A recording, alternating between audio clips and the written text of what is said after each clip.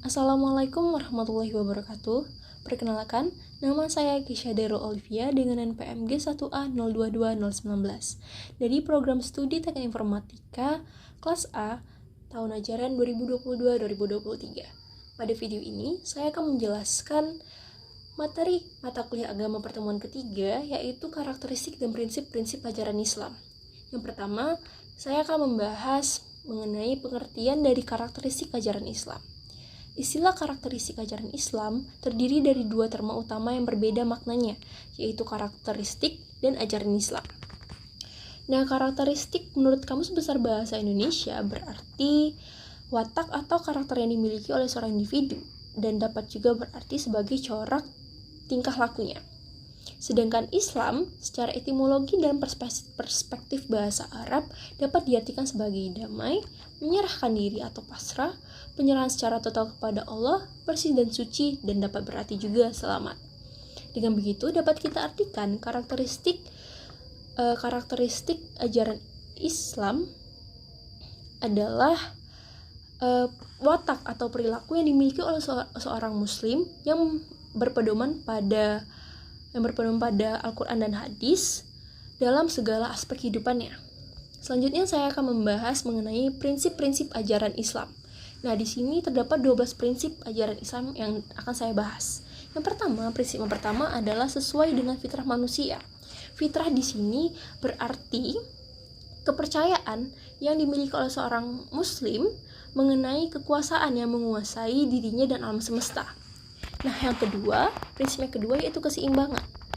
Hidup yang seimbang itu dapat berarti bahwa manusia dapat menyeimbangkan antara jasmani dan rohaninya. Dan hidup yang seimbang juga dapat diartikan sebagai usaha yang dilakukan oleh seorang umat muslim dalam mempersiapkan kehidupan di dunia maupun di akhiratnya. Prinsip yang ketiga yaitu sesuai dengan keadaan zaman dan tempat. Agama Islam adalah agama akhir zaman, yang berarti Allah menurunkan Islam sebagai agama yang terakhir. Yang keempat, yaitu prinsip untuk tidak menyusahkan manusia.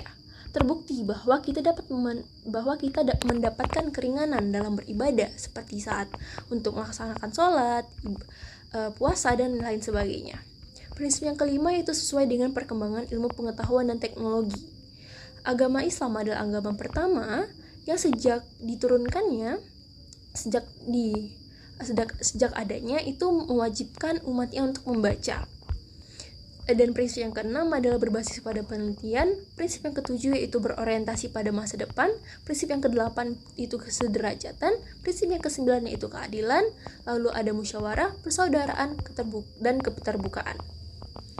Nah, selanjutnya saya akan membahas perbedaan ajaran agama Islam dengan agama yang lain.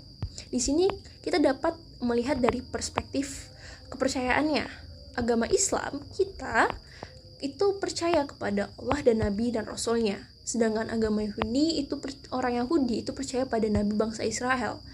Sedangkan orang Kristen yang percaya kepada agama Kristen, mereka mempercayai Yesus Kristus. Sedangkan orang-orang Buddha itu percaya kepada Buddha dan orang Majusi percaya kepada Zarathustra. Selanjutnya saya akan membahas mengenai persamaan ajaran Islam dengan agama lain.